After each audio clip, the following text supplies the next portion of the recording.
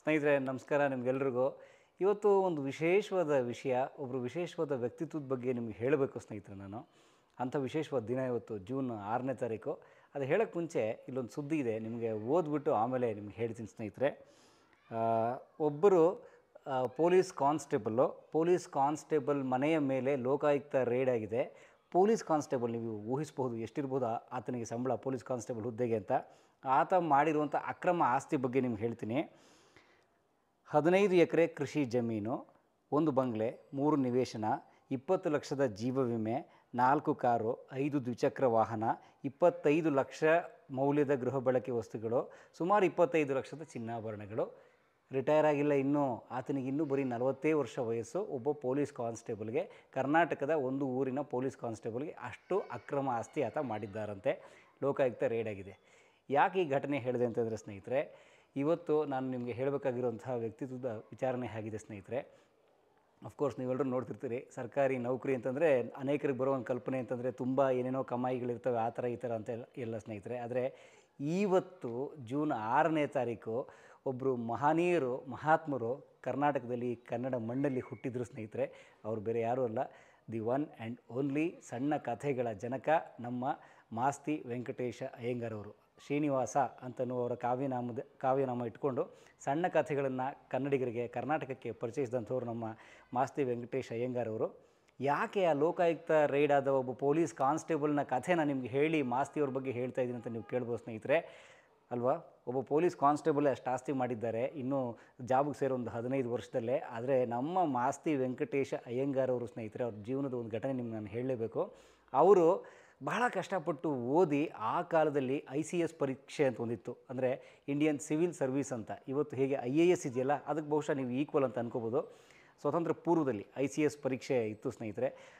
ICS ಪರೀಕ್ಷೆಯನ್ನು pass ಮಾಡಿ ಅವರು ಆಗಿನ ಮೈಸೂರು ಸಂಸ್ಥಾನ ಅಥವಾ ಬ್ರಿಟಿಷ್ ಇಂಡಿಯಾ ಅಂತ ಕರಿಬಹುದು ನೀವು, ಬ್ರಿಟಿಷ್ ರಾಜಲ್ಲಿ ಅವರು ಸರ್ಕಾರದ ಅಧಿಕಾರಿಗಳಾಗಿದ್ದರು, ಅಸಿಸ್ಟೆಂಟ್ ಕಮಿಷನರ್ ಆಗಿದ್ದಂಥವ್ರು ಸ್ನೇಹಿತರೆ. ಅವ್ರಿಗೆ ಒಂದು ಜಮಾಬಂದಿ ಅಂತ ಒಂದು ಕೆಲಸ ಇರ್ತಿತ್ತು. ಜಮಾಬಂದಿ ಅಂತ, ಹುಜೂರ್ ಜಮಾಬಂದಿ ಅಂತ ಕರಿತಿದ್ರು. ಅಂದರೆ ಅವರು ಸ್ವತಃ ಹುಜೂರ್ ಜಮಾಬಂದಿ ಮಾಡುವಂಥ ಅಧಿಕಾರಿ ಯಾರು ಅದಕ್ಕೆ ಜಾಬ್ಗೆ ಅಸೈನ್ ಆಗಿದ್ದಾರಲ್ಲ, ಅವರು ಹಳ್ಳಿಗಳಿಗೆ ಹೋಗಬೇಕು. ಆ ಹಳ್ಳಿಗಳಿಗೆ ಹೋಗಿ ಯಾರ್ಯಾರು ಕಂದಾಯ ಕಟ್ಟಬೇಕು ಅವ್ರ ಹತ್ರ ಕಂದಾಯ ಕಟ್ಟಿಸ್ಕೋಬೇಕು, ಆ ಕಂದಾಯವನ್ನು ವಸೂಲಿ ಮಾಡಬೇಕು. ಜೊತೆಗೆ ಅವರು ಆ ಊರಲ್ಲಿ ಕೋರ್ಟ್ ಥರ ಕೂಡ ಅವರು ವ್ಯವಹರಿಸಬೇಕಿತ್ತು. ಇವತ್ತು ಹೇಗೆ DCನೇ ಒಬ್ಬ ದಂಡಾಧಿಕಾರಿ, ತಾಲೂಕು ದಂಡಾಧಿಕಾರಿ ಆಗಿರ್ತಾರಲ್ಲ, ಜಿಲ್ಲಾ ದಂಡಾಧಿಕಾರಿ ಆಗಿರ್ತಾರಲ್ಲ, ಅದೇ ರೀತಿ ಅವರು ಆ ಊರಿನ ಕೋರ್ಟು ಕಚೇರಿ ವ್ಯಾಜ್ಯಗಳು, ಭೂ ವ್ಯವಹಾರಗಳ ತಂಟೆ ತಕರಾರುಗಳು ಇತ್ಯಾದಿ ಇದ್ದರೆ ಸಾಲ್ವ್ ಮಾಡಬೇಕಿತ್ತು ಅವರು. ಹಾಗೆ ಮಾಸ್ತಿ ವೆಂಕಟೇಶ ಅಯ್ಯಂಗಾರ್ ಅವರು ಕೂಡ ತಮ್ಮ ವೃತ್ತಿಯ ಭಾಗವಾಗಿ ಒಂದು ಹಳ್ಳಿಗೆ ಹೋಗ್ತಾರೆ. ಒಂದು ಹಳ್ಳಿಗೆ ಹೋದಾಗ ಸ್ನೇಹಿತರೆ, ಎಂಥ ಇಂಟ್ರೆಸ್ಟಿಂಗ್ ಘಟನೆ ಅಂತಂದರೆ, ಮಾಸ್ತಿ ವೆಂಕಟೇಶ ಅಯ್ಯಂಗಾರ್ ಅವರು ಹೊರಗಡೆ ಎಲ್ಲೂ ಊಟ ಮಾಡ್ತಿರ್ಲಿಲ್ವಂತೆ. ಅವರು ಕುದುರೆ ಮೇಲೆ ಹೋಗೋರು ಆ ಕಾಲದಲ್ಲಿ. ಅಂದರೆ ನಾನು ಹೀಗೆ ಹೇಳ್ತಿರೋ ಸ್ನೇಹಿತರೆ, ಸುಮಾರು 100 ವರ್ಷಗಳ ಹಿಂದಿನ ಕಥೆ. ಕುದುರೆ ಮೇಲೆ ಹೋಗೋರು ಹಳ್ಳಿಗೆ. ಅವರು ಆ ಕುದುರೆಗೆ ಬೇಕಾಗಿರುವಂಥ ಆಹಾರ, ತಮಗೆ ಬೇಕಾಗಿರೋ ಆಹಾರ ಇಷ್ಟನ್ನೂ ಅವರು ಪ್ಯಾಕ್ ಮಾಡಿ ತಮ್ಮ ಸಹಾಯಕರ ಜೊತೆಗೆ ತಾವು ಕೂಡ ಅದನ್ನು ತೊಗೊಂಡು ಹೋಗ್ತಿದ್ರಂತೆ. ಹಾಗೆ ಒಂದು ಹಳ್ಳಿಗೆ ಹೋದಾಗ ಆ ಹಳ್ಳಿಲಿ ಹೋಗಿ ಉಳ್ಕೋತಾರೆ. ಆ ಕಾರ್ಯಕ್ರಮ ಏನಿತ್ತಲ್ಲ, ಈ ಕಂದಾಯ ವಸೂಲಿ ಮಾಡೋದು, ರೈತರ ಹತ್ರ ಮಾತನಾಡೋದು, ಅವ್ರ ವ್ಯಾಜ್ಯಗಳನ್ನು ಪರಿಹಾರ ಮಾಡೋದು, ಇದೆಲ್ಲ ಆದಾಗ ಸಂಜೆ ಆಗಿಬಿಡುತ್ತೆ. ಅವರು ಆ ಊರಿನ ಒಂದು ದೇವಸ್ಥಾನದಲ್ಲಿ ಉಳ್ಕೋತೀನಿ ಅಂತ ನಿರ್ಧಾರ ಮಾಡ್ತಾರೆ. ಉಳ್ಕೊಂಡಾಗ ಅವರು ಅವಲಕ್ಕಿ ತೊಗೊಂಡೋಗಿರ್ತಾರೆ, ಅದನ್ನು ತಿಂತಾರೆ.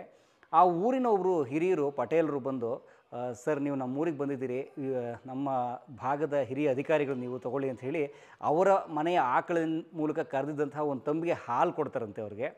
ಮಾಸ್ತಿಯವರು ಹಾಲನ್ನ ಸ್ವೀಕರಿಸ್ತಾರೆ, ಹಾಲನ್ನ ಕುಡಿತಾರೆ, ಸುಖವಾಗಿ ನಿದ್ರೆ ಮಾಡ್ತಾರೆ. ಬೆಳಿಗ್ಗೆ ಎದ್ದು ಅವರು ಆ ಪಟೇಲರನ್ನ ಕರೆದು, ತಗೊಳ್ಳಿ ಆ ಹಾಲಿನ ಬಾಬತ್ತು ಅಂತ ಹೇಳಿ 25 ಪೈಸೆನ ಅವ್ರಿಗೆ ಕೊಡ್ತಾರಂತೆ. ಆಗ ಆ ಪಟೇಲರು ತುಂಬ ಬೆಕ್ಕಸು ಬೆರಗಾಗಿನೂ, ಬೇಡ ದಯವಿಟ್ಟು ಕ್ಷಮಿಸಿ, ಇದು ನಾವು ಪ್ರೀತಿಯಿಂದ ನಿಮಗೆ ಕೊಟ್ಟಿದ್ದು, ನಾವು ಹಾಗೆಲ್ಲ ಹಣ ಇಸ್ಕೊಳ್ಳಲ್ಲ. ಆ್ಯಂಡ್ ಇನ್ನೊಂದು ಮುಖ್ಯವಾದ ವಿಚಾರ ಏನು ಅಂತಂದರೆ, ನಾವು ಹಾಲನ್ನು ಮಾರೋಲ್ಲ ಸ್ವಾಮಿ, ಹಾಲನ್ನು ನಾವು ಮಾರೋಲ್ಲ, ಇದನ್ನು ನಿಮಗೆ ಗೌರವಯುತವಾಗಿ ಕೊಟ್ಟಿದ್ದು ಬೇಡ ಅಂತ. ಇವರು ಬೇಡ ಅಂತ ಅವ್ರು ನಾನು ಕೊಟ್ಟೇ ಕೊಡ್ತೀನಿ ಅಂತ, ಇವರು ಬೇಡ ಅಂತ ಅವ್ರು ಕೊಟ್ಟೇ ಕೊಡ್ತೀನಿ ಅಂತ. ಆದರೆ ಪಟೇಲರು ಖಂಡಿತ ನಮಗೆ ಬೇಡ, ನಿಮ್ಮ ಹತ್ರ ಹಾಲಿಗೆ ನಾವು ದುಡ್ಡು ತೊಗೊಂಡ್ರೆ ನಾವು ಯಾವ ನರ್ಕಕ್ಕೆ ಹೋಗ್ತೀವಿ, ಬೇಡ, ಅದು ಹಾಗೆ ಪಾಪದ ಕೆಲಸ ಅಂಥೇಳಿ.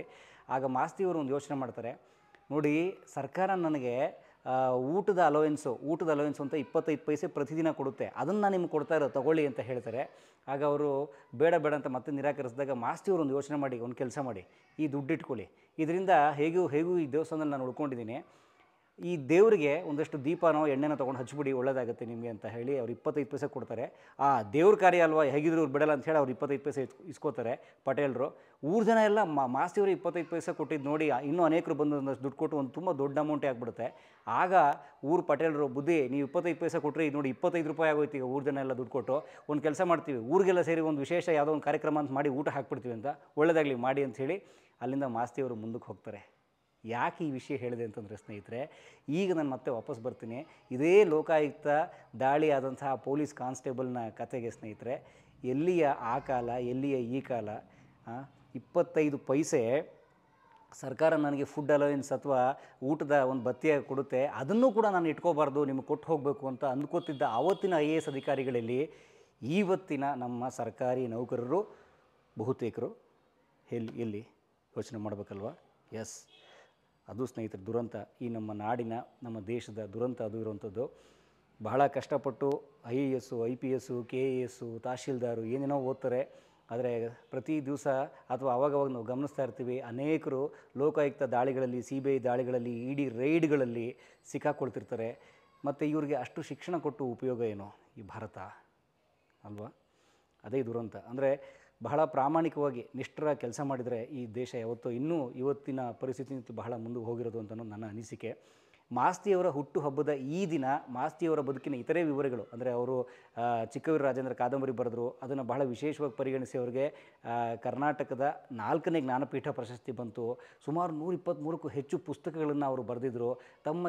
ಸುಮಾರು 95 ವರ್ಷ ತಾವು ಬದುಕಿದ್ರು. ಅದು ಬಹಳ ಶಿಸ್ತಿನ ಜೀವನ ಮೈಗೂಡಿಸ್ಕೊಂಡಿದ್ರು. ಯಾವುದೇ ಒಂದು ರೂಪಾಯಿ ಲಂಚ ರಿಶ್ವತ್ತಿಲ್ಲದೆ ಅವ್ರು ಕೆಲಸ ಮಾಡಿದರು. ಅದ್ಭುತವಾಗಿ ತಮ್ಮ ಕುಟುಂಬವನ್ನು ಕೂಡ ಅವರು ಸಾಕಿದ್ರು. ಬಹಳ ಚೆನ್ನಾಗೇ ಸಂಬಳದಲ್ಲೇ ತುಂಬ ಚೆನ್ನಾಗಿ ಬದುಕಿದ್ರು ಅವರು. ಲಂಚ ಇತ್ಯಾದಿ ಇದು ಮಾಡದೆ ಆರೋಗ್ಯವಾಗಿ ಬದುಕಿದ್ರು, ತಮ್ಮ ಕುಟುಂಬ ಚೆನ್ನಾಗಿ ಸಾಕಿದ್ರು. ಇಷ್ಟೆಲ್ಲವನ್ನು ಹೇಳೋದ್ರ ಜೊತೆಗೆ ನಾನು ಇದನ್ನು ಹೇಳಬೇಕು, ಯಾಕೆಂದರೆ ಇವತ್ತಿಗೆ ಹೇಳಬೇಕಾಗಿರೋದು ಆ ವಿಚಾರವನ್ನು, ನೈತಿಕತೆ ವಿಚಾರವನ್ನು. ಜೊತೆಗೆ ಸ್ನೇಹಿತರೆ, ಇದೇ ಜೂನ್ 6ನೇ ತಾರೀಕು ಇದೇ ರೀತಿ ನಿಸ್ವಾರ್ಥವಾಗಿ ಸಮಾಜಕ್ಕೋಸ್ಕರ ಬದುಕಿದ ಮತ್ತೊಬ್ಬ ಮಹನೀಯ ಕನ್ನಡಿಗನ ಹುಟ್ಟುಹಬ್ಬ.